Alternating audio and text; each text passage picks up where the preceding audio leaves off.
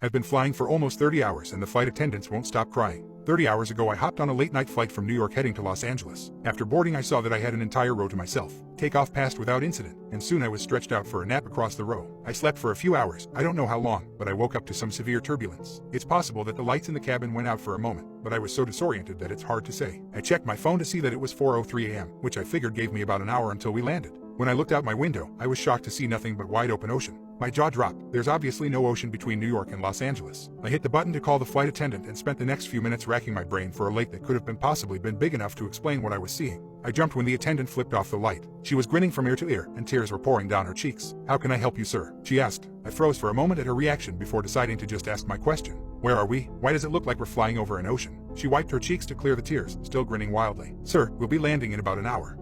Okay, thank you," I said. After she left I checked the clock on my phone again. 4:03 a.m. blinked back at me. It hadn't changed. I had to have been waiting with my call light on for at least 5 minutes. How was it possible that it hadn't changed at all? I opened up my laptop and saw it too displayed 4:03 a.m. I pulled out my phone, started a stopwatch in the app, and spent the next 2 hours looking back and forth between the clocks, waiting for them to change. They never did. I tapped the shoulder of an older woman sitting in the row ahead of me. She looked back, an annoyed expression across her face. "Yes," she asked. "Do you know how long until we land?" I asked. She narrowed her eyes. "That flight attendant said it would be about another hour." I shook my head in confusion. "That flight attendant? We talked almost 2 hours ago. We should have landed already." She stared at me as if I was crazy. I was going to continue trying to convince her, but I felt a hand on my shoulder. I spun to see a male flight attendant grinning down at me, tears pinging off his cheeks onto my shoulder. "Sir, I'm going to ask you to calm down, or I'll be calling the captain." I told him that wouldn't be necessary and sat back. He removed his hand and stepped away. The flight attendants continued to stop by every few hours offering meals. My stopwatch continued to tick up and is now telling me that I've been on this plane for more than 30 hours. I've explored all of coach and tried talking to some of the other passengers, but they've all told me that they're expecting to land in an hour or so. Around 3 hours ago I tried getting into first class. I made it past the curtain but was escorted back by 2 grinning flight attendants. Their grip on my arms were like iron. "Sir, the seatbelt sign is on," one said. "Please remain in your seat with your buckle fastened.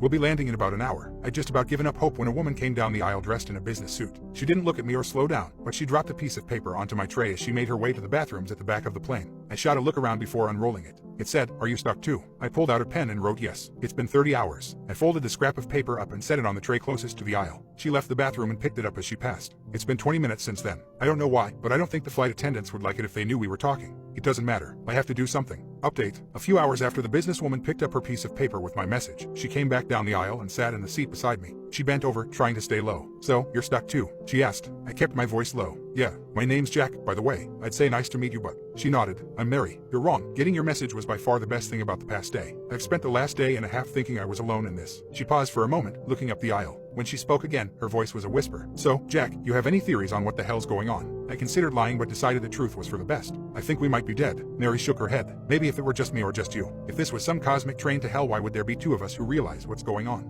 "No idea." Mary pulled out her phone and handed it to me. It displayed the Wikipedia article for Flight MH370, the airline that disappeared in 2014. I read through the article carefully. There were dozens of theories trying to explain what happened. They range from hypoxia to suicide to aliens. "Doesn't tell us much," I said. "Not much other than that this may have happened before," she said. "How about you? Any theories as to why anyone else can't see what's going on?" We talked it over and realized one thing we had in common was that we were both fast asleep at 4:03 a.m. There's no way we were the only ones asleep at that time though. Maybe everyone else was just napping. I don't know about you, but I was well and truly asleep. The cabin lights flicked off and a dozen red emergency lights in the floor flicked on, casting the cabin in a red glow. The intercom crackled to life saying, "Passengers, please return to your seats. The seatbelt sign is fastened, and we may experience some turbulence. We'll be landing in about an hour." Mary froze. "Should I go back?" she asked. "Maybe they won't notice if you're gone. But maybe they already know and they're just trying to separate us." Mary nodded. "We should stay together. That's a better idea." The intercom crackled again. "Ladies and gentlemen, I am pleased to announce the arrival of the captain. We'll all be given the opportunity to speak with him. Please remain in your seats until he calls you. If you need assistance, don't worry. A flight attendant will happily help you on your way." Sounds of passengers getting to their feet echoed from further up in the plane. We sat in silence, trying to get a look through the curtain separating us from first class. "The captain?" I asked. "No idea, but it didn't sound like they were talking about a pilot to me." "Did they?" "Nope." That's when a pungent sulfur smell hit us, so strong that I had to resist the urge to gag. It reminded me of the worst rotting eggs I'd ever smelt in my life. But the old woman sitting ahead of us didn't react. She just kept watching a movie on the back of her seat. "Don't cough," I said to Mary. We fought it for a few long seconds before giving in, coughing hard and violently. A second later the curtain opened. Mary and I froze, staring down the now red fuselage. 4 flight attendants passed through the curtain and made their way down the rows towards us, grins stretched wide across their faces. They were still crying, but this time the tears streaking their faces were darker. It's hard to say with the lighting, but it looked like blood. My eyes weren't drawn to them though. I looked over their shoulders at the figure standing near the front of the plane. It was a black silhouette standing beside the cockpit door. It was at least 8 feet tall and pointing towards us with a single finger. It had called us. The bathrooms, I shouted.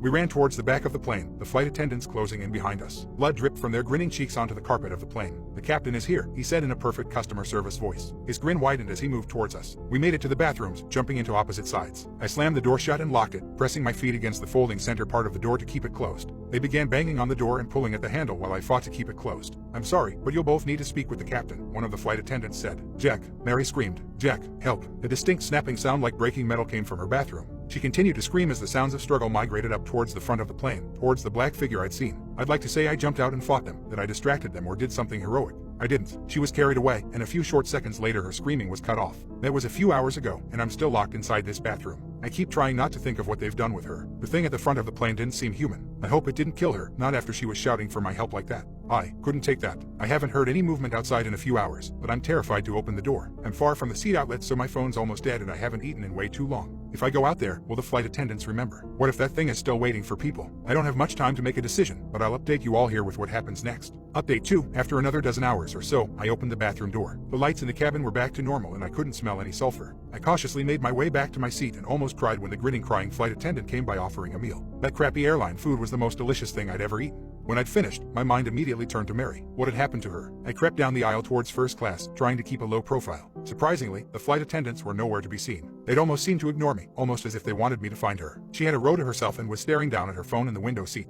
I slid into the aisle and shook her arm. Mary, I hissed. She pulled out her headphones and stared at me with a surprised expression. Yeah, what's going on? Are you okay? I asked. What did that thing do to you? What did they do to you? I'm sorry, remind me how I know you. What do you mean? I realized with sinking horror that she had no idea who I was. I fought back tears. Mary, how long have you been on this flight? She checked the watch on her wrist. Well, it's 4:03 a.m., so a few hours at least. She stared at me the same way you'd look at a person claiming they were the second coming of Christ. Her tone was low and reassuring. Hey, don't worry so much. Look on the bright side, we'll be landing in about an hour. I felt an iron grip on my arm and looked up to see 2 flight attendants. Sir, this area is for first-class passengers only. They were still crying and grinning, but just with tears this time. I could still see streaks of blood staining the front of their uniforms though. I was escorted back to my seat where I spent the next several days. Attendants continued to stop by with food, I would use the bathroom, and soon was going absolutely crazy with the monotony. In retrospect, those few days weren't so bad. There's a lot of content on the internet after all, even with crappy plain WIFI. No, it didn't get really bad until around 10 days later when the WIFI failed. It was sometime a week later that I lost control and began screaming for a flight attendant. They didn't come for several minutes, but eventually one did. Just let me see the captain, I asked. The flight attendant bent low and spoke with that same customer service voice. I'm sorry, sir. The captain has made his decision regarding you quite clear. You didn't answer his call, and will, therefore, wait. How long? Quite a while, I'm afraid. Don't worry though, sir. We'll be landing in about an hour. She straightened and walked away. I started making notches on various parts of the seat back to keep track of different things. 1 notch for each time I used the bathroom, 1 for each meal, 1 for every time I watched a given movie, that sort of thing. It was hell. I watched every movie in the seat back a dozen times over. If I ever acted out badly enough, I would be escorted back to my seat by 1 or more flight attendants. Any attempt at conversation with other passengers was met with confusion by them, followed by a quick escort back to my seat. I guess it was on or around day 30 that, in a moment of panic and psychosis, I broke my laptop and phone, screaming at the top of my lungs. No one around me reacted in any way. 2 months later, I stunk. The muscles in my legs were tight and cramped constantly. I finally concluded that suicide was my only option after my 128 rewatch of Thor Ragnarok. I got to my feet and limped towards the emergency exit. I knew normally the pressure inside the airplane forced the doors closed, but I figured that nothing about my situation was normal. If this didn't work, I'd find some other more painful way to go. I grabbed at the handle and swung it up. To my shock, the door opened easily, though no wind of any kind whipped around the cabin. It remained the standard slightly too cold temperature that it had been for the past who knew how long. The open door called to me, a black portal out of the plane. I stared at it for a long moment, almost too long. An attendant's hand grabbed my shoulder, pulling me away. In a fit of anger and strength that surprised me, I wrenched away and jumped out of the plane. The wind whipping past my face was almost magical, a new sensation after so many months of the same. The ocean below me grew closer and larger, and I realized that suddenly, I didn't want to die after all. It grew larger and larger and larger until it seemed that all I could see was darkness and waves. I impacted the surface of the water so fast and hard that my entire body jerked around in the seat.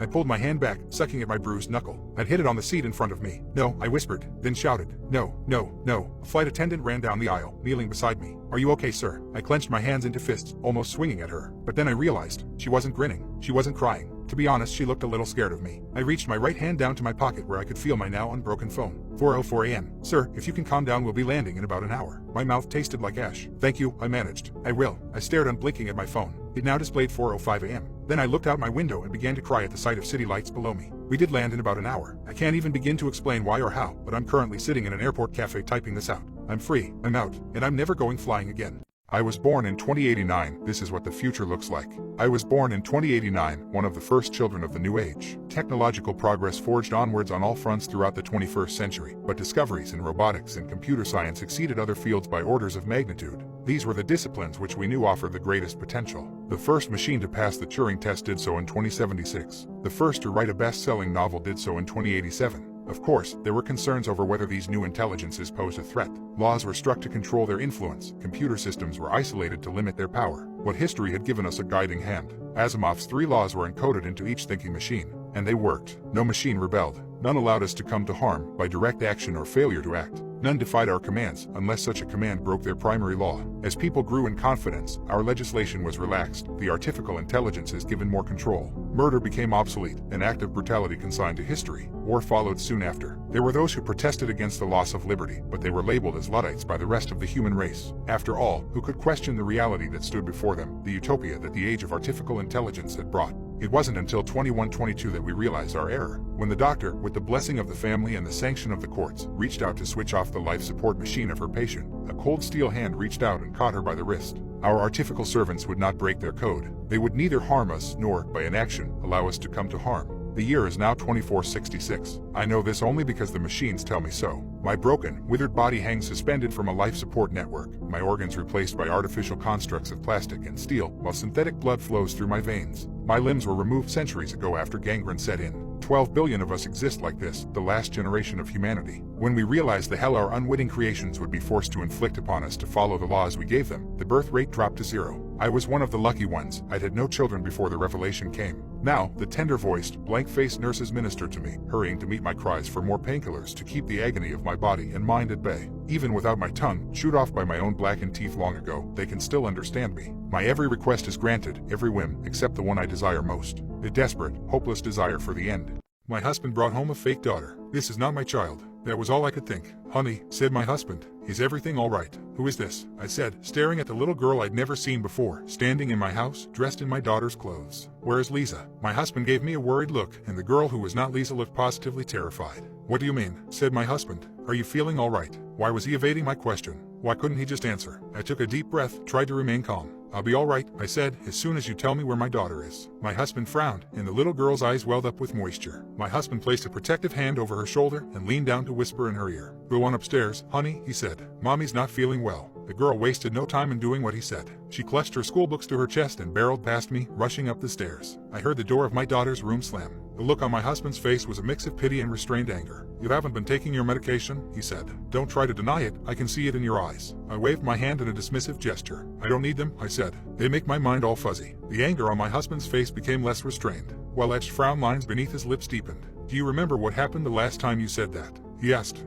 The suggestion was enough. A swarm of shattered and confused images flooded my mind, like the wave of nausea that comes before vomit. My husband screaming, covered in blood. Look what you made me do. He was shrieking. Look what you made me do. I felt the floor tilt beneath me, and before I knew what had happened, I found myself falling backwards into my husband's arms. Hot tears were streaming down my cheeks, and my body convulsed with violent sobs. My husband gently brushed my hair and whispered in my ear. "SHHH," he cooed. It's not real, honey. I promise that it's not real. I silently nodded my assent. I let him carry me up to our bedroom and lay me gently down on the bed. He walked over to the dresser where he kept the cocktail of drugs that I took every day to maintain my sanity. I swallowed them gratefully. Soon my mind was going fuzzy. I could feel myself becoming a pliable zombie that could be told anything, made to do anything. Of course I knew that it was wrong, that girl was not Lisa. I knew that it wasn't me who had been driven insane by our daughter's death, but my husband. I knew he had kidnapped that girl when she was a toddler and brainwashed her into believing she was Lisa. But, most importantly, I knew that if I didn't take my pills, if I shattered his precariously built illusion, that he would kill the girl and start all over again, just like he did the last time. ChooseYourDeath@gmail.com. There's an email address that lets you decide how you want to die. Nobody knows how it works, nobody knows why it's there, but it's there. It works simply. All you have to do is send how you wish to die, and your wish will be granted within 5 days. You don't need to be specific, you don't need to put in anything extra, you don't even need to put in your info. They know, and once you send it, there's no turning back. Did you wish to die from a stabbing? Did you wish to die a hero? Did you wish to die from something inappropriate? Your wish will be granted. People die in their own beds from a hooded figure stabbing them to death. People die saving others from fires. People die doing something inappropriate. People die. I want to die, too. I desperately want it to end. Life is impossible for me to continue to go through, and I don't want to live it anymore. But I'm too much of a coward for suicide, so I went for the better option. I didn't want to die painfully, and I didn't want anyone to mourn over my death. All I wanted was to leave this world peacefully and let everyone else who used to be in my life live their own wondrous lives. So I raised my fingers over the keyboard and typed, "I want to die painlessly, and not have anyone weep over my death." 1 day passed and I was still alive. 2 days passed and I was still alive. 3 days passed and I was still alive. 4 days passed and I was still alive. The 5th day was the day of the party. I came over to my brother's house, along with most of my family. Today was the day of his party. Everyone else was singing and laughing, and yet I was sitting in the corner, on my phone. I should have known it was a scam. I should have known it was fake. I just wanted to die painlessly, not have anyone suffer over me. So why wouldn't it happen? Why wouldn't I die? Then I got the notification, and I went pale, realizing my wish came true. You don't need to put any info in your email. You don't need to put any extra details in your email. And you don't need to be specific in your email. But God, I wish I was more specific. I looked up at my family, enjoying themselves and completely unaware of what was about to hit them, as the words ballistic missile burnt into my mind. I did not kill a man when I was 8 years old. My stepfather hated everything my mother loved. Not just me, or her hobbies, and hell, probably himself too, but everything that made her happy. But Apollo he hated more than anything. I was 5 when me and Mom got Apollo, a skinny skittish puppy at the time. He was patient with me. Toddlers aren't always nice, but he worshipped Mom. The little I remember of that time was happiness. I was 7 when that man moved in. He didn't tolerate happiness in the house. He kicked Apollo for being too loud, and soon kicked me as well. After almost losing a finger, he learned not to hit us when Apollo was there. If he had known that I had noticed that he feared the dog, he would have beat me for noticing. He hated weakness, and it was always someone else's fault if he didn't like how he was feeling. After a while, he started ordering me to herd Apollo into another room and close the door when he wanted to beat my mother. Apollo would bark, howl, and claw the door when it happened. The neighbors called animal protection 3 times, but never called the police. Some dogs can open doors. Apollo wasn't one of them. I did not kill a man when I was 8 years old. All I did was open a door. Every night, my girlfriend wakes me up to tell the exact same joke. Before I start, I feel like I should let something very clear. I absolutely love Ellen. We've been living together for about 3 years now, but have known each other our whole lives. In fact, we were childhood friends, and I know this may sound like a fairy tale to some people, but it truly felt like we were always destined to be together. Even after graduation, when we started dating other people, it only felt truly right when we were with each other. So I don't know what took me so long to ask her out, but I'm really glad I did. We have the same taste in music, movies, and even food. We laugh at the same dumb jokes, and know exactly how to comfort each other in times of need. She's the kindest, most gentle and loving girl I ever met. We even been talking about our plans for marriage, and how we would like to have kids of our own. That's why it hurt so much how it all went terribly wrong in just 4 nights. I would also like to preface that Ellen doesn't have much of a family other than me, and some very distant aunts that she never met and doesn't even know their names. I was born in a big family, with 4 siblings and plenty of cousins that were always visiting, and even helping out when we got in trouble. Ellen has none of that. She doesn't have any siblings, and her father was an alcoholic, abusive freak that died when she was young. Her mother was a very kind and inspiring person that took care of the family by herself for many years, and almost a second mother to myself. So when she passed away last year, it hurt us both for a long time. But Ellen stayed strong. She's not the type to let her feelings easily surface, so you gotta be a lot more perceptive to get what she truly feels. I used to pride myself in being capable of that. I felt like I knew her better than I knew myself. That's why this is also strange and frankly, terrifying. We were sleeping in bed, and I was dreaming. I don't really remember what it was about, but for some reason I'm sure of it. Until I heard her voice very close to my ear. Knock, knock, knock, knock. She was caressing my hair, gently, while sitting in bed and looking below at me. I slowly opened my eyes, groggy from sleep. Hey, what is it, baby? She kept looking at me, fixated, and repeated, knock, knock, knock, knock. I glanced at the digital clock on top of the dresser. 3:27 a.m. I had work in only a few hours. What is it, Ellen? She paused. Please answer the joke, dear. Knock, knock, knock, knock. Fine. I accepted, mostly because I was expecting some kind of surprise. Ellen wasn't the type to do what she was doing for no reason. Who's there? Her smile opened up, and she answered, not me. So don't answer the door. I kept looking at her, dumbfounded. What was that supposed to mean? Is that it? Is it the joke? Yes, she said, laying in the couch and covering herself with a blanket. Thank you for answering. Weirdo. I answered, closing my eyes and going back to sleep. Next morning, things went as usual. I only remembered the strange conversation while I was alone in the bathroom, brushing my teeth, and wasn't even sure if it had truly happened or if it was just a weird dream. So we had our breakfast together, and she was acting normal, reading something aloud from a fashion magazine. Frankly, I wasn't paying much attention, so I took the opportunity to ask about last night. Initially, she didn't seem to know what I was talking about. Then her eyes fixated on me and the same smile from last night crossed her face, briefly. And I knew it wasn't just a dream. She told me it wasn't anything of importance, and stopped paying attention when I asked more inquisitively. And even though I shouldn't, I gave up. I had work and other matters to attend to, and just brushed off the weird event thinking it wouldn't happen again. But the following night, I woke up to her voice. Knock, knock. A pause. Knock. What is it now? I said. Ellen, what are you doing? Knock, knock, knock, she repeated. This time, she wasn't even touching me, just sitting in bed, looking at me with that same smile. But her eyes seemed larger and she blinked in longer intervals. I looked at the clock. Once again, 3:27 a.m. Ellen, come on. What is it? I got work in a few hours. Can't have the luxury of waking up in the middle of the night to answer knock knock jokes. Knock, knock, knock. This is getting creepy, you know. I'm not sure if this is some gag you've been doing, but I don't like it. Answer it. Knock, knock, knock. I sighed, but also let a small laugh escape. It was creepy, of course, but she was also my Ellen, so it didn't bother me as much as it should. Fine. Who the fuck is there? I answered in a playful tone. Not me, so don't answer the door. For some reason, I felt a chill down in my spine. It was the same answer as before, and I still didn't get what it meant. But the way she said it, with a strange, monotone voice, contrasted well with her smile and the fact that I had no idea of what she meant by that. What does that mean? I asked. I really don't get it. She just smiled and went back to sleep. I felt a throb in my heart, but did the same. Next day, we talked again about what was happening. She was very evasive with my questions, and I barely got her to say anything. It was almost as if she couldn't talk about it, which was very strange, considering we talk about pretty much everything. I told her I needed to be well rested for work, something she should understand well, and wasn't liking her little gag every night. She just nodded, and I decided to not press further, as I didn't want to hurt her feelings and had work to attend to. When I got back home, we had dinner, watched a movie, and went to bed. Knock, knock. I opened my eyes faster this time around. In fact, I barely got any sleep. I just knew she would do it again and kept thinking about it the whole time. Glanced at the clock, 3:27 a.m. Knock, knock. I thought about ignoring her, just pretending I was asleep and she wouldn't wake me up. So I closed my eyes slowly, hoping that she hadn't seen me opening them in the first place, and stayed quiet. Knock, knock. She continued. She didn't stop. I regulated my breathing, but she kept going. Knock, knock. I'm not answering your fucking joke, Ellen. Stop it. Knock, knock. I ignored, but she kept going. She had never been this insistent with anything before. I tried to ignore it, but it was getting on my nerves, and frankly, I felt scared. Why was Ellen doing this? Why every night, at the same exact time down to the minute? Why wouldn't she let me sleep until I answered her? Knock, knock.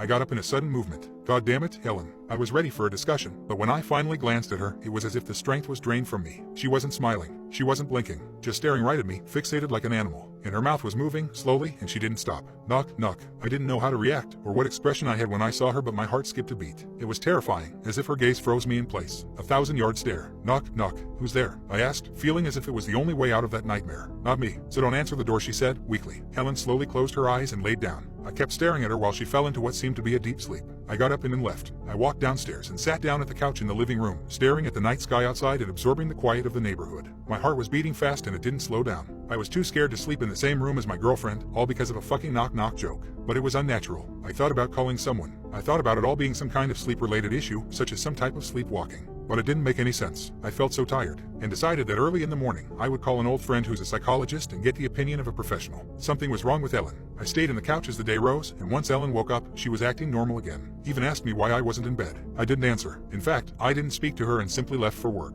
She seemed very upset, but I wouldn't do anything about it. Once I got to work, I called my friend, told him everything that was happening in as much detail as I'm describing now. He didn't seem as worried as I figured, but we agreed on making an appointment for next week. Now I just needed to convince Ellen to come with me. I received plenty of text messages from her. She seemed very worried, sad, and even confused. She apologized a lot, and it broke my heart a little. I felt bad. I shouldn't have, but I answered her and made her promise it wouldn't happen again. I also told her about the appointment, and she seemed reluctant but agreed to go with me. So we made up. This was Ellen, after all, the girl I knew ever since I was 6 years old, the woman I loved and that had taken care of me for years. And as much as that strange behavior creeped me out, she wasn't doing anything particularly frightening or even dangerous. So for a brief while, I convinced myself I should give her another chance. When I returned home from work, we stayed together. She even prepared my favorite meal. Ellen was acting as gentle and caring as I always remembered, and I slept with her in our bedroom, even though I was still a bit reluctant. Knock. I couldn't believe it. She promised me she wouldn't. Knock. I gazed at the clock. 3:27 a.m. Always. Knock. I was laying on my stomach and I couldn't see her face. In fact, I didn't even bother to look at her. I was feeling more sad than scared at that point. Sad that she had broken her word. Knock. Who's there? I answered, determined to just go back to sleep. Not me, so don't answer the door. I stayed quiet and closed my eyes. I just hoped I would be able to handle it until the appointment next week. To my surprise, I was actually able to sleep. Probably because I hadn't been able to rest since last night. The following morning, I went back to not saying anything to Ellen, only very limited responses. I was expecting her to act same as yesterday, trying to apologize, but she didn't. Mostly she didn't say anything, almost as if she had accepted it. She also looked tired, or at least a bit weak. I went to work, but I couldn't stop thinking about her. Didn't receive any messages either. Once I got back, we had the most silent dinner I ever had in my life, and she barely ate anything. I decided to let her have the bedroom and sleep on the couch. I wasn't sure if it would stop her, but held on to the hope that she wouldn't go downstairs only to tell me the same knock-knock joke again. I covered myself with a blanket, shaked off that uneasy feeling, and tried to sleep. I had a deep sleep, without dreams, felt like I was lost in darkness. Then I heard breathing, opened my eyes to see Ellen, standing above me, looking at me with big, fixated eyes and dilated pupils that didn't seem to belong in such a completely neutral expression. Watching me sleep, I almost screamed in terror, jumped out of the couch, and her eyes followed me as I stumbled through the dark room, creating distance between us. For a moment I was able to glance at the clock above the table, 3:27 a.m. "Ellen, what are you doing?" I asked, desperate, but she didn't move. In fact, she didn't say anything, just stared at me, as if I was made of glass and she could see right through me. Then I heard a knock on the front door. Instinctively, I looked in that direction. It was followed by another knock, and another, someone almost pounding at the door. I glanced back at Ellen, and she was still staring at me. Slowly, I got closer to the door and she didn't move. The pounding continued. "Who's there?" I screamed. It stopped, and then I heard a voice. John, can you hear me? Open the door, please. John, please open the door." I froze in place. The voice kept calling me, but I couldn't believe it. It was Ellen's voice, coming from the other side of the door. But it couldn't be. "I beg you, John, open the door, it's serious. She's not me, I swear. She's not me." Slowly I turned my head to look at Ellen, standing in front of the couch. She was looking at me, the same fixated eyes and a terrible, wide grin across her face. The pounding continued. "John, open the door. Please, you have to trust me." I stayed still, not knowing what to do. And I don't remember what happened after that. I just woke up in my bedroom. The digital clock indicates it's 4:21 a.m. Ellen isn't by my side, I'm completely alone. I'm trembling, uncontrollably, and I don't know what's going on. I don't remember what happened after I saw her terrible grin. I don't know if I opened the door. I tried to look for my phone, see if I could call the police, or at least someone that I know. But I left it downstairs. All I have is Ellen's laptop, and it's where I'm writing this right now to get advice. Because I can't go downstairs. The corridor is dark, very dark, almost as if the shadows were leaning into the room. And I can hear a faint, scratching sound coming from below. What should I do? This story has a happy ending. That's my promise to you. But it starts out bleak. A boy is kidnapped, snatched from his home in broad daylight. No one sees anything. No one hears anything. How is that even possible? A busy street, full of life, full of witnesses, and not a single soul sees a boy being forcefully pulled into a van. What kind of society do we live in where we allow that to happen? It gets worse. Turns out the boy isn't taken for ransom. The police are clueless. Days, weeks, and months go by, but they are no closer to finding him. It's like he disappeared into thin air, they whisper behind closed doors. He didn't, of course. We all know that. The parents are broken, shattered, in pieces, unfixable. He was their only child too. They have no one else to care for, so they don't. They don't care. They fall apart at the seams, but they never give up hope. The boy wakes up in excruciating pain every day. He hasn't seen the sun for weeks now, a pallid and morbidly thin shadow of the lively child he once was. He knows only darkness and torment and fear, minutes like hours, hours like days, days like weeks. He cries until there are no more tears. And then, when he runs out of the salt and the water, his body convulses in horrible seizures, almost as if his weakened soul is desperately looking for an off switch. There is no such switch. They won't allow him to die. He knows that. They come down into the darkness every 2 hours like clockwork.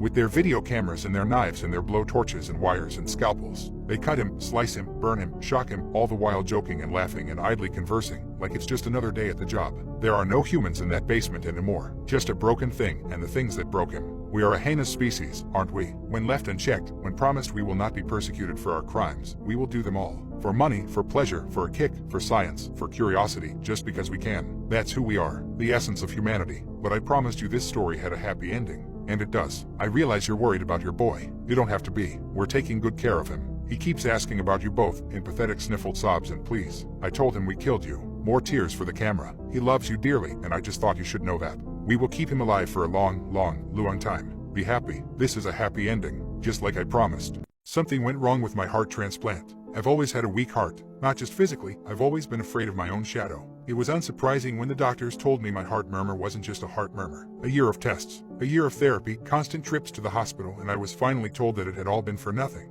My poor weak heart wouldn't last till Christmas. It's a strange thing being told that you're dying. I didn't come to terms with it at first. I drank and I spent my money. I did reckless, stupid things because I was so damn scared. Then I got the news that a young woman called Laura had been declared brain dead and that I, the lucky chosen one, would be getting a brand new heart a week later. I drove to the hospital slowly, carefully, and readied myself for the ordeal that was to come. As I was laying in bed on the last night, the thought of Laura swirled around in my head and it wouldn't leave me alone. It was like her name was in flashing lights every time I closed my eyes. It was wrong, I know it was, but I had to see the woman who was giving me her heart. It didn't feel right not to put a face to the one who was saving my life. I knew her name, I knew what ward she was staying on. I had overheard the two nurses discussing it. I wandered down the meandering hallways until I found what I was looking for, taking my time, making sure I didn't miss any name. I guess I had time on my hands now. In the second to last room, she lay in bed. A woman sat on the bed next to her, holding her hand, and my own weak heart stuttered. "Excuse me." I had no idea what to say to her. "I'm Jenna. I'm the person. I'm having surgery tomorrow," and what I assumed was Laura's mother stood up, and I could tell from the look in her eye that she knew who I was. "Thank you for visiting.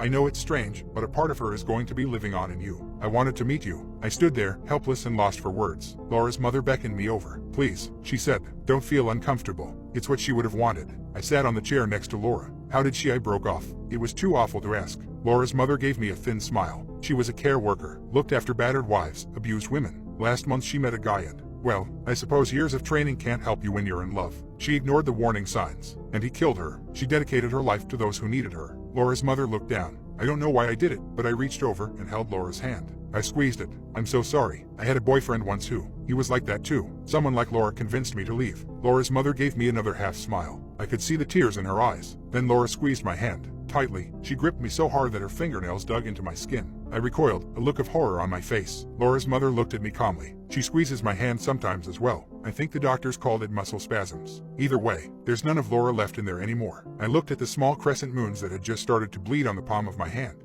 The surgery went perfectly. I was wheeled to the recovery suite after it was over and done with, the raised wound on my chest covered by gauze. It was better if I didn't see it, I thought. I didn't need any more heart issues. I spent the first day doped up on the pain medication, eating only a little and sitting up maybe 2 times. It was a long process, they reassured me. Laura's mother came to visit me the day before I was due to leave. Her calm demeanor hadn't wavered, but I could see that she was suffering. She looked 10 years older, and her hands shook when she gave me a hug. When are you going home? Tomorrow, I told her. Please, come visit whenever you want. I started to jot down my address for her, when out of the corner of my eye, a flash of blonde disappeared through the doorway. The same brilliant blonde as Laura's hair. Oh, I cried out suddenly. It felt like someone had sharply squeezed my hand so hard it had almost crushed the bones. Laura's mother rushed to my side, a look of concern in her eyes. What's wrong? Is it your heart? She stumbled over the last words, coming to terms with what she had said. I tried to reassure her and said I'd let the doctors know, and she left with a look of worry on her face. When I looked down, a new set of crescent fingernail marks were below the ones that Laura's had made. 10 identical bleeding smiles. The taxi ride home was short, and before I knew it I was back in my own flat.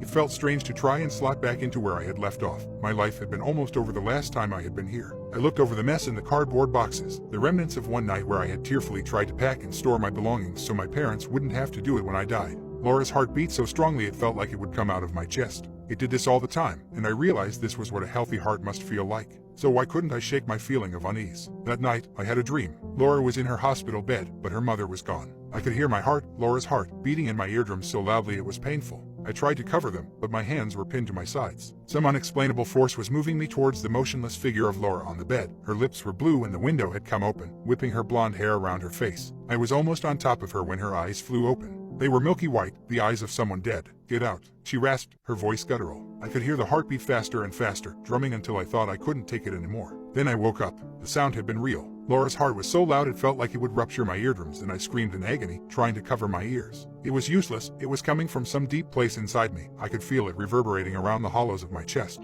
I stumbled out of bed, gasping for air, and tried to find my phone. I needed to call someone, anyone, an ambulance or my mom. Anyone that would pick up. Get out. It was a faint whisper over the hammering thumps of Laura's heart, a low guttural voice that sounded like it had been made by an animal, and I crawled to the door, down the hallway, choking on my screams for help.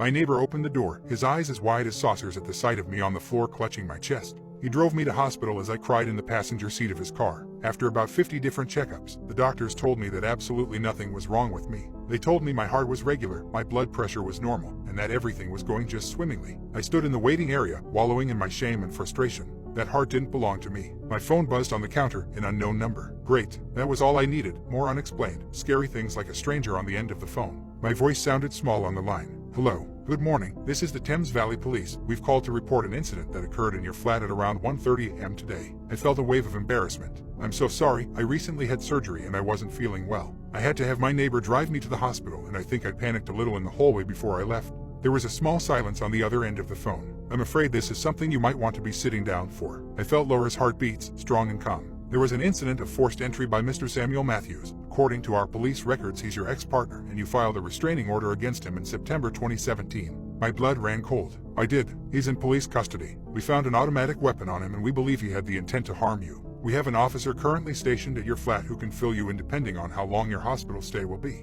I thanked him and hung up the phone. For a moment, I leant against the wall, the horror slowly spreading over me. If I had been in my flat 10 minutes later, he would have found me. Laura's heartbeats filled my ears again, but now they were gentle, calming. Her mother said she dedicated every part of her to helping those who needed it. I put both my hands on my chest, overwhelmed by my own gratitude, and listened to Laura.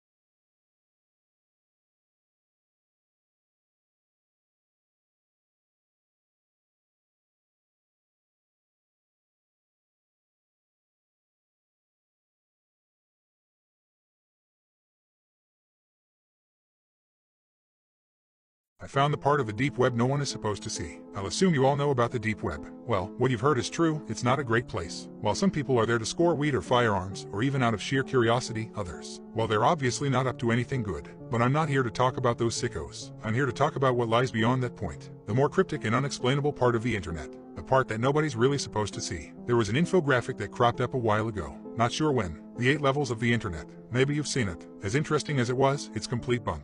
I'm sorry, but polymeric falsigold derivation means nothing. And the Primarch system. I guess somebody's a fan of Warhammer. No, there's no quantum mechanics involved here. However, that doesn't mean it was an easy place to find. Now, I'm not going to begin to tell you how to get here. It's unlikely that you'd be able to, even if I did. I'm not tooting my own horn here, I just didn't have a life outside of this. I was warned, of course. Everybody told me I wasn't going to like what I saw, that I wouldn't even understand it. Now I'm passing off that warning to you. Don't try to look for this. There's no official name for this place, or at least I haven't seen one. There were rumors, however. These ranged from an Illuminati chat room to a virtual holding cell for an experimental AI gone rogue. In reality, it's a lot worse. After a long and painful process of breaking down firewalls, encryptions, solving bizarre philosophical riddles, and following hidden links, I was finally directed to a blank page with one line of text and a text box underneath. Quid queris, Latin for what do you seek? I remember feeling surprised, but in retrospect, I didn't know what I was expecting. I'll admit, I was a bit stumped here, partly because I didn't know the answer to that question. I had no objective, I just wanted to see if I could do it. I tried some generic answers at first. I typed in the truth and enlightenment. You know, Matrix shit. Nothing happened.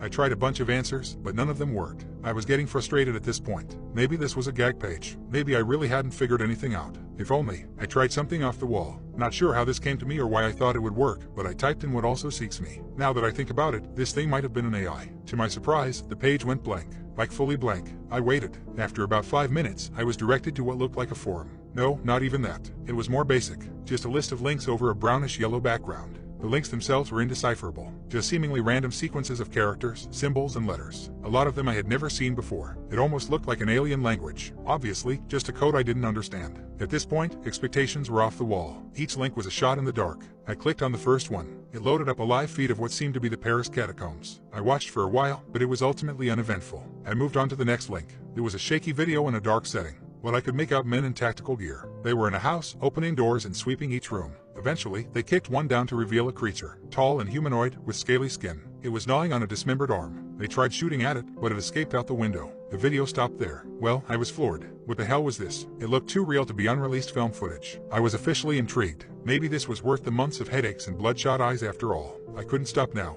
I started working down the list of links. With each click, everything got more and more bizarre, more disturbing. I stumbled upon a document called the Paragon Project, detailing trials of human experimentation that would lead to superhuman levels of strength and durability. It was an apparent success. Looked official too. There were essays on space-time anomalies, glitches in reality, and apparent pictures of alternate dimensions. There were detailed explanations regarding Area 51, the Bermuda Triangle, assassinations, disappearances, and the true nature of the Holy Grail. One of the more upsetting ones was a document referring to a world-ending bomb. A nuke that's 720,000 times stronger than the one dropped on Hiroshima. I don't want to know why we would need that. I found contingency plans for different kinds of apocalypses, nuclear winter, biological weapons, viral outbreak. Some more peculiar ones were called the Marianas Trench of Normality, the bluntly labeled strange man on the 15th floor, and one simply referred to as blackout. Recovered logs of skinwalker hunting expeditions, 911 transcripts from residents of a town in Texas that went missing in 1977, and even the journals that belonged to the people involved in the Dyatlov Pass incident. They didn't go insane because of the snow. I spent hours on there, looking through pages and pages of things I felt like I wasn't supposed to see. I came across a trailer to a silent film made back in 1910, one that apparently made people claw their eyes out after watching that nearly derailed the whole industry. There was a live stream of a hooded man sitting in front of a camera, head crouched down. He eventually lifted his head. Even though he had no mouth, a deep, guttural hello came through my speakers. Somehow, I knew it came from him.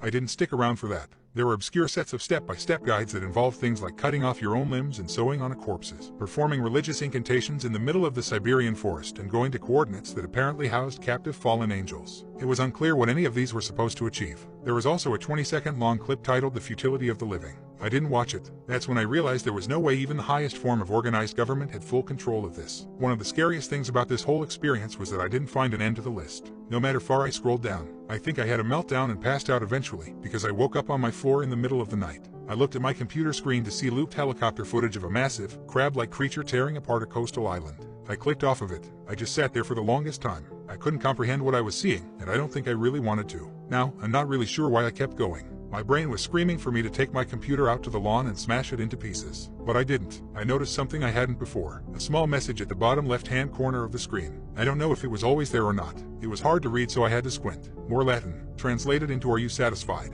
There were two options underneath it, yes and no. Now, I knew the answer to this question. Hell no, I wasn't satisfied. I was horrified, scarred for life. But I should have clicked on yes. If I just clicked on yes, it would have taken me out of that godforsaken place. Back to comfort and sanity. Even right now, I can't tell you why I clicked on no. But once I did, the page seemed to refresh. It was still the same basic setup, except there were only 4 links. This time, there were no recognizable numbers or characters. Hell, it didn't look like anything that could have come from this world. Just a collection of extremely crude symbols that didn't give off any sense of pattern or direction. I clicked on the first link. After about 20 seconds, I slammed my computer shut. I can't describe to you what I saw. All I know is that I wasn't supposed to see it. Nobody should ever see something like this. It's not only that it didn't make any sense, I can't tell you why it didn't. I couldn't begin to grasp the images I was seeing. It wasn't graphic or anything, not like that. I just couldn't recognize anything. I could make out things moving, but not in a way any creature on Earth has ever moved before. Colors that I'd never seen before. Just thinking about it gives me a splitting headache. This is my best attempt at visualizing it. We have 3 dimensions here on Earth. We can move forwards, backwards, left, right, 72.4 degrees southwest, etc. These things weren't restricted to that. I can't explain it any further. All I know is that I didn't want to watch one more second. I don't think I would have been able to. I left my room. For the first time in a while, I was planning to leave my house. I needed fresh air, to take a walk or something. Hell, I was thinking about running a marathon in the middle of the night just to get my mind off of that shit for a few hours. I was putting on my jacket when I heard a knock at the door. I stopped dead in my tracks. Obviously, I wasn't opening up. About a minute and 5 more sets of knocks came before somebody spoke up. "Open up. We know what you did, but we're not here to hurt you. We just want to talk." The tone wasn't threatening. Eventually, I obliged. I opened up my door to 2 tall, slim men in suits. They smiled at me. "Can we come in?" I still don't know how they found me. I thought for sure that I was off the grid. We sat down on the couch. I guess I was just waiting for answers at this point. One of them looked at me and said, "What were you looking for?" "I don't know, but I'm not going back," I responded.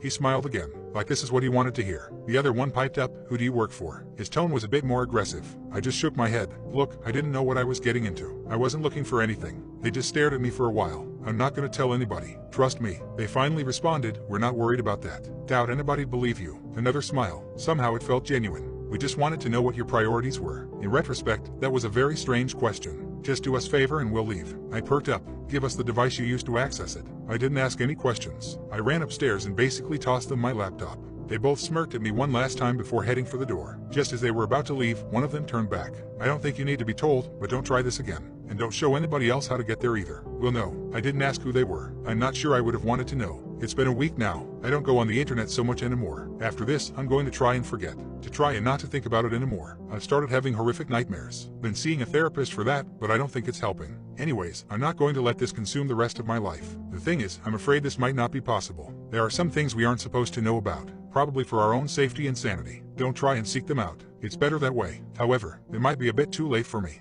I played hide and seek with my son and found something terrifying. During quarantine, my 4-year-old and I played a lot of hide and seek. Well, hide and seek with a few extra rules. 1, I'm the only one that hides. 2, I have to call out yoo-hoo every few minutes. And 3, when it gets close, I pop a hand or foot out of my hiding spot. And the shrieks I see are feet, ah ha ha. 4-year-olds are really stupid, okay. And I didn't exactly have the money to buy him a ton of toys. We just moved into this house a few weeks ago. The rent took up nearly my entire paycheck. I got all the furniture from Free Cycle. We ate beans and rice often, and I was still driving around a 20-year-old car. "Hide again," Benjamin said, tugging my hand. "Hide again, but it's almost bedtime. Please." "Okay, but only one game." "Okay, go count in the kitchen." He ran around the corner as fast as he could. 1, 2. I ran through the living room, and then I saw it, the hall closet. Perfect. I opened the door and ducked inside. It was a tight fit, all those scratchy, furry old coats pressing against me, but it was worth it. Because the better the hiding spot, the more time I got to myself. I pulled out my phone and started browsing Reddit. Soon as muffled footsteps sounded around the dining room. I waited a minute. When he didn't seem to be coming my way, I cracked the door. "Yoo-hoo," I called out. Footsteps grew louder. I heard his muffled giggles as he walked towards me, and then he started going up the stairs. What an idiot. I cracked the door open a little further, just in time to see his little feet disappear from the landing.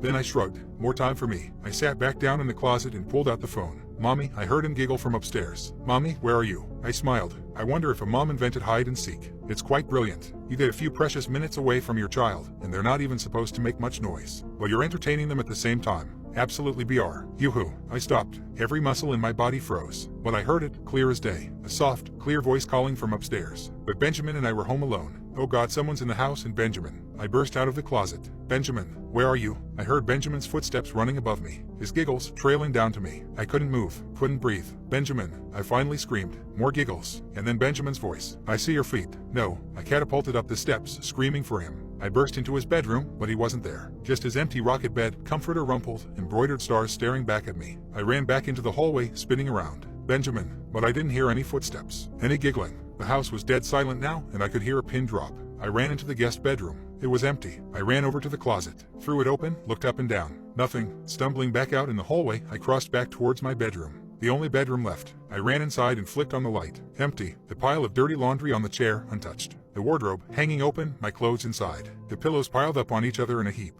Heart dropping, I ran around the other side of the bed. Also empty. I crouched to look under the bed. Empty. Mommy, mommy. Relief flooded me as I heard that voice. The door to the bathroom opened a crack, and one blue eye peered out at me, wide with fear. I ran over and grabbed him, hugged him, and then I hoisted him up and started out of the bathroom. His eyes were still wide with fear, and they weren't focused on my face, but the spot just over my shoulder. I whipped around. It took me a moment to see it, but then I did. I stared at the wardrobe, frozen, my heart pounding in my ears. In the shadows, poking out from underneath the hems of my dresses and coats, were 2 feet. In moments like this, the brain doesn't really think. It's too slow. Instinct reigns. The smartest thing would have been to lock ourselves in the bathroom and climb out the window. But instead, I just ran for the hallway, as fast as I could. As I ran down the stairs, I heard the weighted footsteps, slow and methodical, resonating through the house. I could still hear them pounding into my brain as I ran to the neighbor and screamed for help. The police came. They searched the house. They didn't find anything, no signs of forced entry either. So they promised me they'd patrol my street for the next few days, but that was really all they could do. I decided to stay at a friend's house for a few weeks until I felt safe again. But every time I closed my eyes, I could see them. Those 2 feet that looked so off, somehow. Swollen, as if waterlogged. A bit too grayish in tone to belong to any normal person. Toenails blackened and split. And I think back to that wardrobe.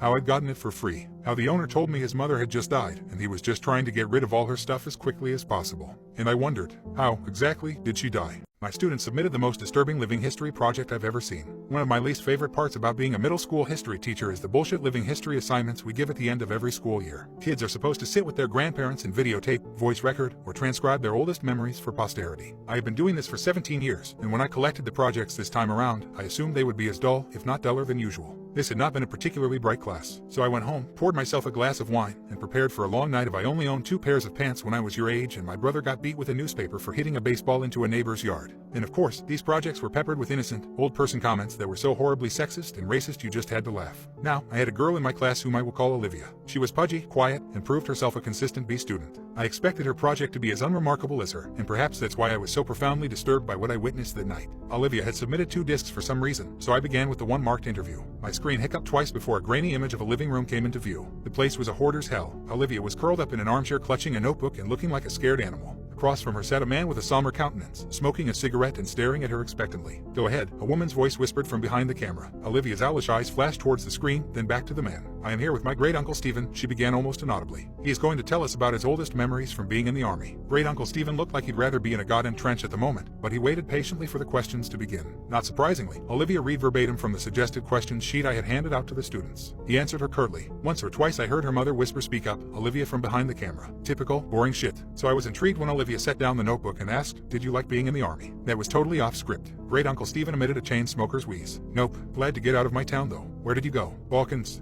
She said. I doubted she knew what the Balkans were, and my suspicion was confirmed when she asked, was Bacchus very different from here? Yes. Mom cleared her throat from behind the camera, perhaps encouraging Great-uncle Stephen to be a little more forthcoming. But Olivia seemed genuinely interested. Uncle Stephen, she asked, what is your very worst memory from the army? The old man crushed his cigarette in the ashtray and then slowly lifted himself out of his chair. I'll be back, he mumbled. The camera cut off. When the screen flashed back on, everything was the same except Great-uncle Stephen had several pieces of paper in plastic sleeves laid atop all the crap sitting on his coffee table. One, he held in his hand. I was a kid when I enlisted, he said, looking at Olivia. Your brother's age, he told her. Olivia nodded. I never saw combat. Both of my deployments were to cities in Eastern Europe that had been destroyed by civil wars. Everything was a mess. I felt like a janitor for fuck's saw. Mom coughed. Great-uncle Stephen sighed and looked at his paper. My unit was assigned to a school that had been obliterated by all the violence. Broken windows, caved-in rooms, and for some reason, the part that got to me the most was that the school had been like this for years before we got there. No one had lifted a finger to fix it. I saw kids walk by it on their way to go beg for money or whatever shit they did. The camera dipped towards the floor as I heard Mom whisper harshly at Great Uncle Stephen. I couldn't make out what she was saying, but it wasn't hard to imagine. Do you want to hear this goddamn story or not? I heard him bark in response. Then you better let me tell it how I want. Mom, Olivia chimed. Please stop interrupting. Are you presenting this in front of the class? No, Mom, we're just handing it in to the teacher. I'm sure he's heard the word shit before. Great Uncle Stephen contributed helpfully. I wasn't a he as a matter of fact, but other than that the statement was accurate. The camera was lifted and after a couple of blurry focus adjustments, the shot was the same as before. Oh, I'm talking too much anyway, he grumbled. He lifted the piece of paper and his hand close to his face. In the basement, I found this letter. I didn't know what it said, but I had a buddy of mine translate it. So I'm gonna read it now, and then I'll tell you what I saw in that basement. A chill ran down my spine. Mom zoomed into Great Uncle Stephen and his letter. His palsied hands trembled as he held up the paper. This is what he read. Dear sir, I never loved my country. So many of these skirmishes are born from patriotism, a power struggle for the shards of a once great empire, but I do not care what name my home has on a map. This fighting is senseless and I stay as far away from it as I can. It was not these attacks and disorganized violence that took the lives of my wife and child. It was illness. Mercifully, it happened quickly for the baby. Nadia suffered for longer. I watched in horror knowing I could do nothing for them. My only solace is that I was there for them every step of the way. I stopped going to work one day and no one came after me. I doubt they noticed I was gone. Since the school was simply across a field, visible from my window, it would have been easy to go for a few hours each day and come home quickly to care for them. But what was the point? All I did was clean floors. I was as useless to the world as I was to my family. I tried to take Nadia to the hospital, but the journey was too long and taxing. I brought her home and she died that night, after Nadia and the baby were gone. Well, I don't remember much. I didn't leave my hovel, barely ate and slept, thought many times of taking my own life. Tempting though it was, I felt paralyzed by my own helplessness. The one thing that kept me sane was my radio. I never turned it off once, even though I didn't listen to the words being said. In fact, the channel I got the clearest was in English, which I don't speak a lick of. But the voices, the music, and the true knowledge that life existed beyond this violent city sustained me. I have no idea how long passed before I saw the light of day again. I was dizzy from hunger, so finding food was my priority. My radio came with me, of course. Since I first hold myself up, it has gone everywhere with me. It talks to me as I sleep and as I wake. I don't know what it's saying, but I know I would die without it. Once I had some water and food, it occurred to me that the only thing left to do was go back to work. So I did. The following morning, I simply returned to the school where I was a janitor and got back to work. Nobody made a big deal out of it. Like I said, Nadia had been sick for a long time, and those who worked at the school knew it. I appreciate that no one had pestered me to come back to work during the hardest days of my life. The teachers never said much to me, but we smiled at each other in the halls, and that mutual respect was perhaps the reason I decided to come back at all. The place had gone to the dogs without me, so I simply grabbed my broom and rags from my closet and set to cleaning.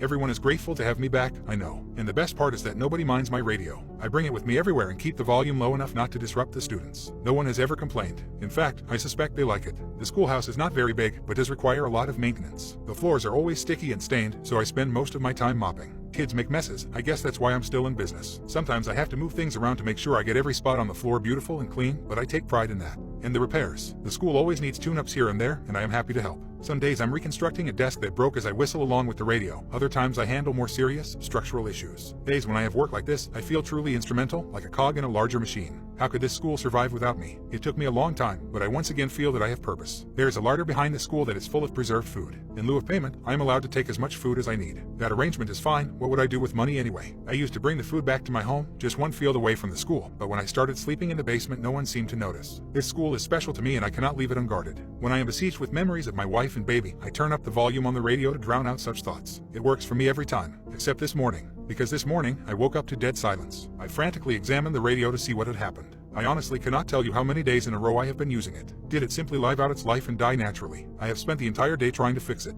Most of this time, I have been crying. I am losing my mind without it. I have given myself until sundown. If I cannot fix it by then, I am going to take my life. I am writing this because the sunlight is starting to die and I know what my fate shall be. I have thought about taking one last walk through the halls of my school, saying goodbye to the students and teachers. I know I will be missed, but I cannot bring myself to leave this room. I cannot go anywhere knowing that my radio is dead in here. There are no more tears in me. It feels now like I can't catch my breath. I vomited what little food I had in my stomach and I am growing dizzy again, like I did after Nadia died. I am not long for this world, but before I take my life, I have closed the door to this room and stuck a chair beneath the handle. It is the only room in the basement and has a small casement that lets in just enough light for me to see what I am doing. If anyone is kind enough to come looking for me, they should not be met with this gruesome sight. Perhaps they will see the door is blocked, smell my rotting body, and simply forget I ever existed. But I have placed both my radio and this note outside the door. Kind sir, if you are reading this, I have one humble request, please fix it. Save my radio. It did not deserve to die in its sleep and I am ashamed that I cannot revive it. Now I am ready to join Nadia and little Ludmilla in heaven. I hope this school can find another janitor who loves and cares for it the way I do. The hour is now. Do not forget my radio. Stanislav. When Mom zoomed back out, Olivia had tears in her eyes. Thank you for sharing, Uncle Stephen, Mom said, her voice choked. I think we have enough. Wait, Olivia chirped. He said there's more. What did you find? Before Great Uncle Stephen could open his mouth, the image disappeared.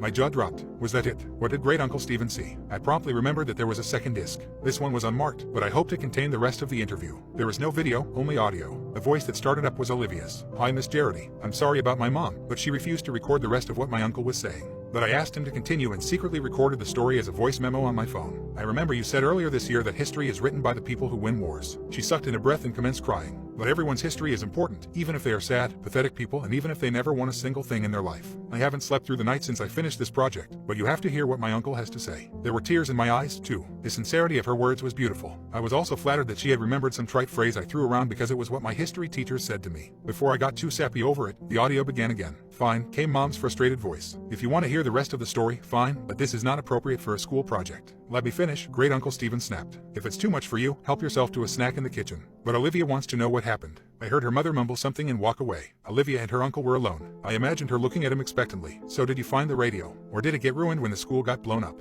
He rasped and I heard the distinct click of a lighter. "The letter," he began slowly, "had a date on it." "What date?" she inquired hungrily. "It was dated 2 weeks before we started rebuilding the school." "Didn't you say the school had been destroyed like 2 years ago?" "Yes," replied Great Uncle Stephen. "It had been." There was silence as I felt goosebumps on my arms. The images that came to my mind were almost too overwhelming to express, but Great Uncle Stephen put them into words effortlessly. Clearly he had spent his whole life thinking about it. This man, this Stanislav, went to a vandalized, falling apart schoolhouse and cleaned up blood and rubble like it was spilled drinks and dust. He smiled at dead bodies in the hallway and believed they were smiling back at him because they liked his radio. He moved around corpses so he could sweep the ground under them. The roof was half collapsed, so when it rained, he must have gotten soaking wet but was so oblivious that he didn't even feel a thing. I could hear Olivia crying steadily. I found the larder he was talking about. It was all pickled, preserved food that probably tasted like shit. Most of the stuff was moldy. Did you see the dead body?" "Yes, hanging from the ceiling, but still amazingly lifelike. He wasn't rotting away. This hadn't happened years ago." "Did he look peaceful?" she asked, a chord of desperation in her voice. "Couldn't tell you. The smell was rank, and his face was blue and his eyes were bulging. Like this." I imagined him demonstrating. "And the radio?" Olivia wept. I heard Great Uncle Stephen take a long drag of his cigarette. "It was there, all right, and it was still on."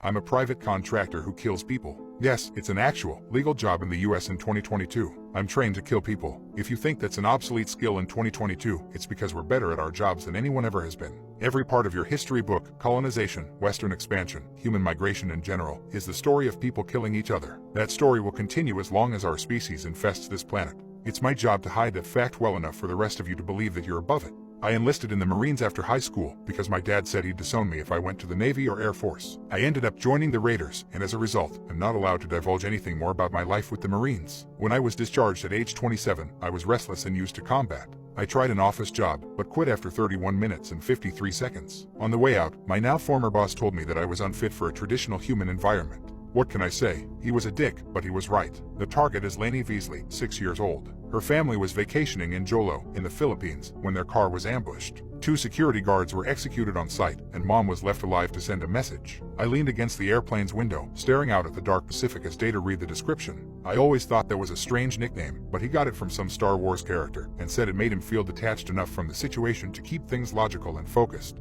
He was an odd duck, one of those skinny, twitchy types, but Data knew his shit and knew it well. "Mom has the money for an exchange?" I asked. I continued to gaze out across the ocean. "No," Data answered, more nervous than usual. "This isn't the usual ransom demand." I raised my eyebrows, but still didn't face him. "The kidnappers aren't looking for cash." "They are," his voice came back, "but the parents know the kidnappers. They're confident the girl's going to be executed as revenge for some perceived insult. The cash is just salt in the wound." He cleared his throat. "They've advised us to eliminate the kidnapper on sight, because he'll do the same to us if given a chance." I let a moment of silence pass before answering. "They know that'll cost them a 100 Kelvin per day before expenses, right?" "They know," Data answered. I still didn't turn away from the window. You don't have to go through customs if your flight is unregistered, and your flight needs to be unregistered if you're carrying a critical threshold of assault rifles across international borders in the middle of the night. Cash has a way of calming most disagreements, though, so we were driving down the streets of Jolo within 3 minutes of landing. "They're sure the girl's being held at this address?" I asked as I steered through the darkened streets. Data sensed the skepticism in my voice. There was no attempt to hide the location.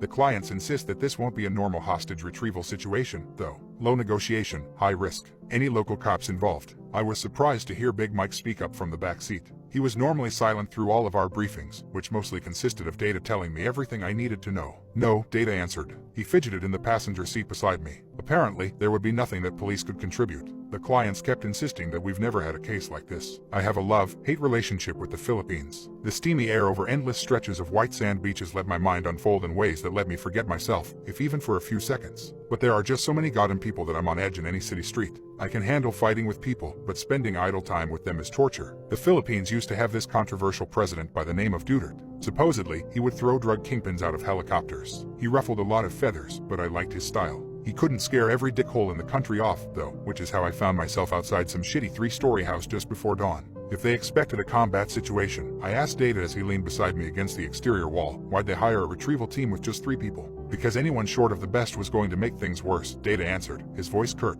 This window will be unlocked. Laney will be on the central room of the 3rd floor. How many people should we expect? I asked, giving my M4 a final check. 1. I stared at his silhouette. 1, he answered. Be ready for anything. I shook my head. Okay, boys, showtime. I'll run point. Big Mike's got my 6. Data, stick in between. The window was unlocked. The 1st floor was empty. The stairs were unguarded. The 2nd floor was empty. When we met no resistance on the 2nd staircase, I was more scared than I ever had been on a hostage retrieval, even the one with the goddamn rhinoceros. It just didn't make sense. I was actually relieved when I crested the stairs and found a man standing in the middle of the room. He was unarmed and alone, with nothing in his hands. His dark clothing made his profile melt into the shadows, but he was still distinguishable. His pale face and hands were the only skin visible as he faced me, head bowed. Both hands were empty, and nothing nearby looked useful as a potential weapon. The girl was in the corner, bound and gagged, sitting with her knees pulled up to her chin. She'd been crying, but looked unhurt. 3 doors led off of this room, and 2 windows led in moonlight, including one by the stairs just above my shoulders. That window provided most of the light in a space that seemed to lack electricity. I absorbed this information in half a second as I aimed the M4 at the man and pulled the trigger. The first bullet hit below his right shoulder, and the second went through the neck. I sprinted into the room, Data and Big Mike behind me, as he stumbled back against a wall. This is the point where the target usually slumps against the floor. He didn't do that. Instead, Pale Man just moaned for a couple of seconds before standing upright again. Data reacted before I did, and we got half a dozen rounds in him before he stumbled back once more. And again, he didn't fall over. I was gearing up for a 3rd round of bullets when he jumped. I use the word jump because I don't know what else to call it. He moved with the speed and silence of a shadow beneath a streetlight as he flew face first into us, colliding with Data. Data roared as the man sank 6-inch long teeth into his shoulder. I could hear his collarbone snap as blood cascaded from the wound. All of this happened in the time it took to turn my head. Mike, get the girl. I yelled as my brain adapted to the impossible information it was receiving. I actually find peace in high-intensity, dangerous moments. I've often wondered if I'm a psychopath, but in the end, it doesn't matter. The trait helps me do my job. The seconds slow down as information forms itself in my head. Mike would get the girl. Data needed me. I could not help either one until eliminating the Pale Man. Previously known methods of elimination did not seem to work, ergo, he must not be human. In this new world order, all assumed beliefs had become suspect, as evidenced by a lack of death from bullets to the neck. I could therefore discard an assumed disbelief of mythological creatures. Since the Pale Man had enormous teeth and could fly, he was a likely candidate for a vampire. I looked up at the window as Data's scream faded. What happened next didn't make sense, but I had to act. I stepped behind Pale Man's back and wrapped my arms around his chest, pulling his hands away before grabbing his forehead from behind. I squeezed his ribs with my right arm while pulling his head back in my left, forcing him to release Data. He reached back and grabbed my elbows. He was a strong motherfucker and wasn't happy with my behavior. Adrenaline flowed through my chest as he snapped his ridiculously long and sharp teeth, trying to rip the skin off my bones. I placed one boot on the banister, bent both knees, and launched backwards. I nearly vomited as the 2 of us crashed through the window, glass tinkling in every direction as we flew 3 stories above the ground. I've been skydiving dozens of times, but this was different. Because in skydiving, you usually fall straight down. We hovered in open air. While I avoided his snapping jaws, the fear finally bit into me and held fast. My heart jackhammered as we kicked our legs against empty space, tiny shards of glass tinkling in the sun's first rays. Pale Man finally turned around and looked at me eye to eye. I wish he hadn't. Everything about his face was wrong. Pale, pink eyes had white circles in the center. They dominated a countenance that looked like a Stephen Gammell drawing. Every feature was crisply imbalanced in a drippy smudge that looked too dreamlike for earthly existence. I leaned back as he swiped his fangs at my neck, tearing the edge of my vest by catching a corner of it. I couldn't pull too far away, though, because I'd fall if I slipped out of his hands. Pale Man leaned back, his mouth open a horrifying 180 degrees, as he prepared to strike. He yelped. Then he screamed. Then his fucking head caught on fire. Morning light slid across the city, casting the first dark shadows on the nearby house. Pale Man spun us around like we were on the fucking Disneyland teacups as the fire spread. I tried to pull away while grasping his arms, but the flames were quickly spreading toward me. I would either crash or burn. Yanking one hand away, I leaned as far back as I could. Holy shit, did the Pale Man scream. At least I think that's what it was. I've heard gibbons scream at the zoo, and the closest comparison I could imagine is if a gibbon snatched his nuts and mousetrap while receiving an involuntary enema of boiling sewage. Then his head exploded. The morning light had cut between 2 houses and spilled across us. I covered my face and prepared for the fall. That's how I discovered that we'd spiraled almost all the way back to the ground. I fell the final 2 feet and collapsed onto the sidewalk. Most people would want to curl up and have a good cry at this point, but I didn't have time for such shittery. Avoiding as much broken glass as possible, I got to my feet and jumped back in through the window. Data needed me. I didn't know what happened to Big Mike and the girl, and apparently there were vampires in the world. I guess people like me aren't trained to stop being afraid. We're trained to live with it. Obviously I made it out alive, but not everyone was so lucky. I didn't know that at the time, though. The only thing on my mind was that I had to get back upstairs. My parents drug me every year on Christmas Eve. The schedule is always the same. At 5 p.m. we eat dinner. At 6 we put on our pajamas and watch It's a Wonderful Life. Then at 8:30 Mom makes us take sleeping pills and we have to go to bed because we can't be awake when Santa comes. It's bullshit. None of my friends' families do crazy shit like this. I'm 16 this year and I stopped believing in Santa years ago. So earlier tonight, when she was handing out our pills, I hid mine under my tongue and spat it out in the toilet. I pretended to be extra sleepy and went to bed. Only I wasn't tired. I was wide awake and ready to stay up to figure out what my parents do on Christmas Eve that they don't want us to know about. But now I'm curled up under my covers, gagging while chewing on 3 of those little white pills and trying to get them down. I need them to work fast. I have to get to sleep right away. My whole family is asleep and I should have been too. I don't know what the hell those red spidery things are on the Pearsons' roof, but the ones that went down to the Smith house pulled their daughter out the chimney. People aren't supposed to go up chimneys. I'll never forget the way she screamed. I'm starting to get a little drowsy, but I can hear the weird clicking sound they make on the roof. It sounds like hooves, but those things aren't reindeer. I think they only take people that are awake. Now I know why my parents wanted us asleep.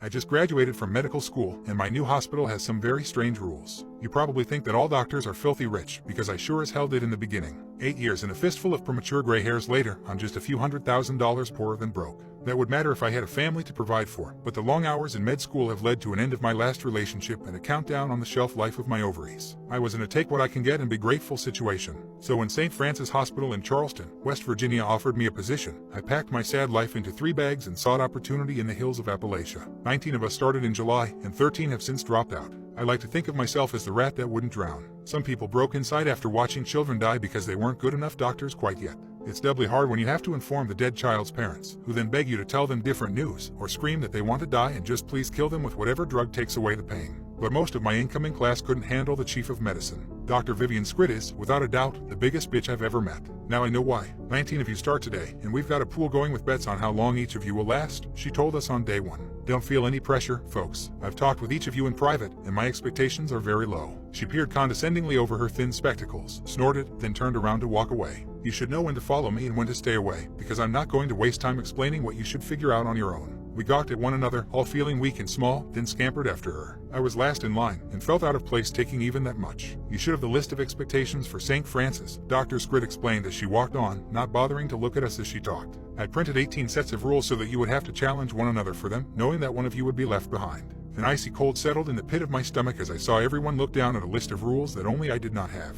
If you cannot follow these rules, there will be no place for you in this hospital. It most likely means that you are unsuited to be a doctor and should consider a profession that demands a weaker mental aptitude. At that, she turned around to face us all. And if you think that I'm the type to give second chances after a mistake, you're woefully underprepared for the world of medicine. She stopped and looked at each of us in turn, apparently expecting a response that no one dared to offer. Well, she shot out in exasperation, why are you standing here? People are dying. Get to work. No one wanted to show me their list of rules, so I had to wait until one of my classmates died. It took nearly a week. I was working at 3 a.m. because I had only been on the clock for 10 hours. I was rushing into another room so that a patient wouldn't know I was Googling his symptoms when I saw Myron by himself in an OR. I stopped immediately. Myron, I squeaked. What the hell is that? His arms were working furiously, but his back was turned toward me, so I couldn't see what he was doing. Something felt wrong. Myron was the pick of our litter. He'd been top 10 in his class at Johns Hopkins, and he would remind us of that fact in exchange for answering the questions that we were too terrified to ask Dr. Scritt. Slowly, I approached Myron, not wanting to startle him. We're really busy right now. Is there something you need help with? He showed no outward signs that he had heard me. Instead, he kept pumping away furiously at the task at hand. When I was 5 steps from him, I could see drops of blood flying over his shoulder, which made no sense since he had been alone in the room. Myron, I whispered, barely loudly enough to hear my own words. I slowly crept around his left side, finally bringing the scene into full view. Myron's abdomen was split from sternum to pelvis. His esophagus spilled out, and his stomach sat on the table.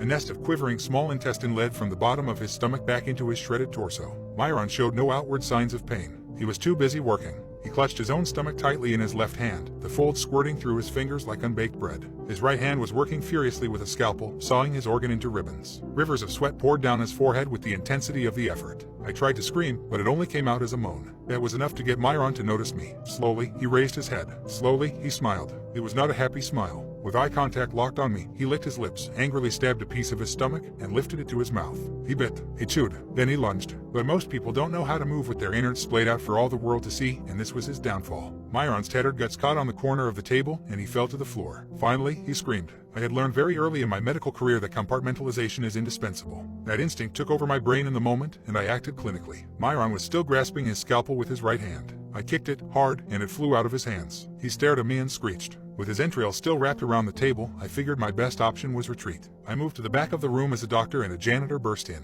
And in possibly the most shocking moment of the night, I realized that they were not shocked. Myron was anesthetized, subdued, and extracted within a minute of their arrival. For a moment, I was alone with a pool of blood and diced stomach lining. And something else. A sheet of paper lay on the floor, its corner just touching the edge of the creeping blood. Myron had dropped his list of rules. The practical part of my brain continued to drive me. I snatched the paper from the ground, then quickly exited the room, taking care to avoid the puddle. I didn't want to leave any bloody footprints in my wake. I knew that I had to read the list as soon as I was able to find 30 uninterrupted seconds to myself. 3 hours later, I had my opportunity and ducked into a janitor's closet. With a shaking, exhausted hand, I pulled the chain on a bare bulb, tried to ignore the noxious smell of leaking ammonia, and read. St. Francis Hospital Rules, Guidelines for New Doctors. 1. Never, under any circumstances, share your copy of the rules with anyone else. 2. If any other doctor displays erratic behavior, leave the area immediately. Do not make eye contact. 3. If any other doctor is approached or detained by someone in a janitor's uniform, do not interfere. Never ask about that former doctor again. 4. Never touch any seemingly abandoned Reese's peanut butter cups. Those are Dr. Squirt's favorite candy. 5. Any child that dies in St. Francis Hospital must be cremated within 120 minutes of official time of death. If you suspect this rule has been broken, alert Dr. Squirt, and the hospital will be evacuated. 6. There is no children's burn unit at St. Francis Hospital. If you find yourself there, continue walking until you return to familiar territory. This usually requires traveling in a straight line down the central hallway for 47 minutes. You will not reach a wall during that interval. 7. This rule is on a need-to-know basis. 8. A small quantity of sulfuric acid is kept in every room. This is only intended for use on patients with severed spinal cords. If they attack, a hypodermic injection of H2SO4 into the cranium is the only way to subdue the subject. 9. The morgue must house at least 13 cadavers at all times. 10. If find yourself on the hospital roof with no memory of how you got there, you have only 2 choices. Either wait for an extraction team to find you, or jump 4 stories to the sidewalk on Court Street. 11. If you see room 1913, do not look directly at the numbers. Do not open the door. This is, by far, the most important rule. My heart stopped when the door opened. Dr. Squit was staring at me. What little emotion shined through her exterior seemed to be surprise. We both stood, frozen, for 5 seconds of agonized silence. Dr. Apheles, she drawled gravely, I'm shocked. She stared down at the blood-stained list of rules in my hand. I reached for words, any words, because literally any response would make me look less guilty than I did in that moment, staring up at my boss's boss's boss and saying literally nothing in my defense as she weighed my soul with her eyes. And I said nothing. You took a list that wasn't yours, and were nowhere to be found after your coworker experienced such an unnatural incident. Dr. Squid huffed through her nose. It seems that you're willing to do the unthinkable in the name of getting what you need. And Myron couldn't even follow the most important rule. She clenched her teeth. I had a 4-year streak of predicting which incoming doctors will break the soonest. This will ruin my chances in the office pool. The ghost of a smile graced her lips before she turned to leave. Get to work, doctor. You've got 3 hours left on your shift, and those symptoms aren't going to Google themselves. I didn't realize that I'd been holding my breath until I heard my own gasp for air. Shaking, I slowly emerged from the janitor's closet. I quickly stuffed the list of rules back into my pocket, reflecting on the fact that I had just achieved what might be considered an actual win. Perhaps, just maybe, I would keep my head above water at St. Francis after all. I turned to head down the hall when I stopped in my tracks. Everything was unfamiliar. What the hell had happened? I glanced all around. The design of the hallway was familiar, but everything was off. I could hear people talking in the rooms, but the immediate vicinity was devoid of all people but myself. Nothing made sense. Then I looked up, and I'll be honest, I peed just a little when I read the sign. St. Francis Hospital, Children's Burn Unit. I follow my wife's Reddit account to anonymously give her awards. It started with me browsing the curly hair subreddit. My wife always struggled with frizz, so I lurked there to get ideas for a hair care gift package. By chance, I saw she'd posted a selfie, along with the caption, "The lion's mane behaved itself today." She was sitting across from me in the lounge, eyes fixed on her phone. I clicked on the post and gave it an award. A few seconds later, her face lit up. "Everything okay?" I asked. "Just some funny messages in the group chat," she answered. From there, I stalked her profile daily. Anytime the two of us were in the lounge, I'd award her posts and watch her smile and kick her feet around, excited. This insider information helped me nail her birthday gift and gave me ideas for our anniversary. It felt like I'd turned on the cheat codes to our marriage. But after I lost my job, her posts took a turn. She began browsing the marriage, relationship advice subs, and after 3 weeks of me bombing countless interviews, she asked for tips over on dead bedrooms. Like I needed a reminder I couldn't perform. It was hard not revealing. I knew she shared intimate details about our relationship with strangers online, but if I told her, she'd just make a new account and I'd lose my window into her innermost thoughts. Her original posts had gained some traction, which meant tons of users asked for an update. Then she posted about how the situation had gotten worse. She wrote about how now I snapped over every little thing and had even started lashing out. The tension continued to swell. Soon came the ultimate gut punch, a confession post entitled, "I am terrified of my husband." Can you imagine what would have happened if a Reddit user went radio silent after that bombshell? It would have caused a scandal, an investigation. Talk about your wake-up calls. I calmed things down by cooking a few romantic meals and told her I was deeply sorry for dumping my frustrations on her. I even bought the damn hair care package. This made her post some positive updates. She wrote that, although we had a long way to go, things were definitely looking up. That we'd be okay. But the fact is, things aren't okay. And they'll never be okay again. Now I know what she really thinks of me. So I searched for subs she was still actively participating in. Subs like this one. And then I sat down to write my first ever post. She's sitting opposite me as I type this. There's a knife under my armchair, and I already know how I'll dispose of the body. Now it's just a case of waiting for her to read my confession and realize what's about to happen. So if you're reading this, Maria, it's time to look up. I know when my husband is cheating on me. I know when my husband is cheating on me. It's funny, something like 60% of marriages end in infidelity, but you never think it'll be yours. There are so many articles on it too. How to tell, what signs to watch for. Is he spending too much time at the office or just working hard? Crappy episodes on daytime TV. Some silly girl sobbing as it's all revealed. These articles, shows, dramas, they're for weaker women. I knew the moment my husband didn't love me anymore. Oh, it'll start small. He'll smile more, for no reason. He'll laugh at little things she says or does, things that he would have never in a million years found funny if you said them. And it'll only get worse. His face will light up like a sun when he sees her. And he will see her, you can't stop it. She's everywhere in his life. Invasive, like a cancer, or a leech, sucking all of his attention and love away from you. And then, even worse, his friends, your friends, will notice. They'll tell you they've never seen him before like this, how happy he is. It's enough to make you sick. And finally, he'll tell you he's never felt love like this before, that he doesn't know how he lived without her. Well, something had to be done, obviously. I love my husband. I'm not having some little temptress steal him away from me. What kind of woman would I be then? No. So I took matters into my own hands. Thank God she's still little. I don't think I could have drowned her that easily if she could walk just yet. I did not kill a man when I was 8 years old. My stepfather hated everything my mother loved. Not just me, or her hobbies, and hell, probably himself too, but everything that made her happy. But Apollo he hated more than anything. I was 5 when me and Mom got Apollo, a skinny skittish puppy at the time. He was patient with me. Toddlers aren't always nice, but he worshipped Mom. The little I remember of that time was happy.